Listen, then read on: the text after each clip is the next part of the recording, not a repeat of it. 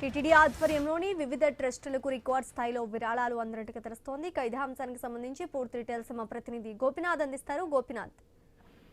శ్రీజ, తిరుమలకు స్వామివారి దర్శనానికి నిత్యం 1,00,000 మంది భక్తులు తరలి వస్తున్నారు. అందువల్ల సామాన్య భక్తుల నుంచి కూడా వీఐపీల వరకు కూడా ఎంతో ప్రియారిటీ దర్శనాలు కొనసాగుతూ ఉంటాయి.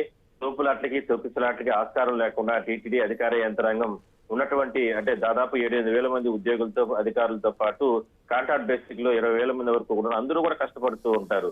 అయితే తాజాగా టీటీడీ ఒక సంచలన నిర్ణయం తీసుకోవడం జరిగింది.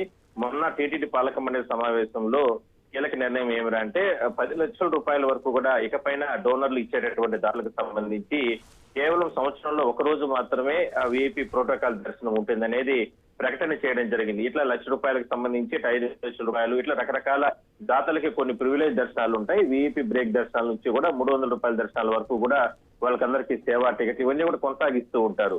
అయితే దాతలకు ఇచ్చేటటువంటి ఈ ట్రస్ట్ ద్వారా వచ్చేటటువంటి ఏదైతే ఉంటారో వాళ్ళకి మార్పులు చేస్తూ నిర్ణయం తీసుకోవడం జరిగింది. మంగళవారం రోజు వరకు కూడా డబ్బులు సమర్పించిన దాతలకు అందరికీ కూడా సంవత్సరంలో 3 పర్యాయాలు ఉంటుంది. దాని తర్వాత పాలసీ మార్పుల్లో భాగంగా ఒక రోజు మాత్రమే ఉంటుంది.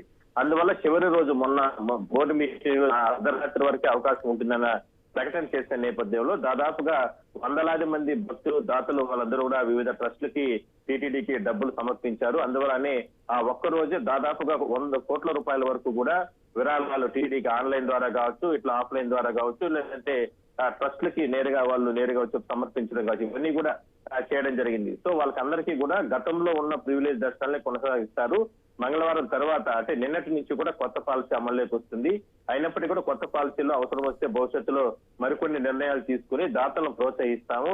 అంటే ఎందుకంటే సామాన్య భక్తులకి ఇబ్బందులు కలగకూడదన్న ఉద్దేశంతోనే కొన్ని రకాల నిర్ణయాలు తీసుకోవడం జరిగిందంటూ కూడా టీటీడీ యాజమాన్యం ఇప్పటికే కూడా ప్రకటన చేయడం జరిగింది. సో మొత్తం మీద చరిత్రలో ఎప్పుడూ లేని విధంగా కూడా ఒక్క రోజే 100 కోట్ల రూపాయలు టీటీడీ ట్రస్టులకి, ఎందుకంటే ప్రాణదాన ట్రస్ట్ అని ఇట్లా రకరకాల ట్రస్టులు టీటీడీకి సంబంధించి ఉంటాయి. హాస్పిటల్స్, ఇట్లా విద్యాలయాలు, ఇట్లా రకరకాల ట్రస్టులు ఉంటాయి. వాటన్నిటి పేరుతో రకరకాల ఎవరు ఏ రూపం సంబంధించినా శ్రీవారికే చెందుతుంది.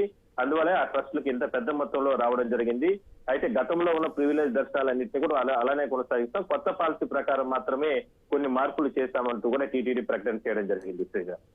Thanks for the update Gopinath.